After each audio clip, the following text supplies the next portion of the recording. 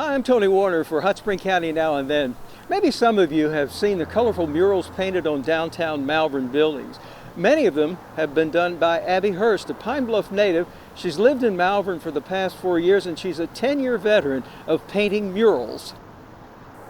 Abi got into painting at age 10 when she painted her first mural, a sunset scene on her bedroom wall.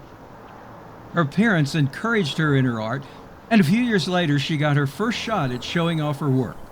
There was a nonprofit organization that I started volunteering for as a teenager, and they needed murals for their backdrop during this big event that they did every year. And so I started painting their murals. And every year they would take it down after the event and they would use it as decor at their facility for the rest of the year. And as I started doing those yearly, I just started realizing how much I loved creating something on such a large scale.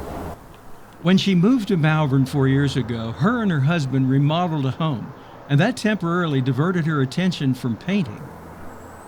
With that job complete, she turned back to murals, did her first one in Malvern on South Main Street beneath the viaduct. So I started talking to different business owners about whether or not they'd be interested in having somebody paint a mural on the side of their buildings. And they were kind of leery. They didn't know me. They didn't know if I was any good or I was going to paint something crazy on the side of the building.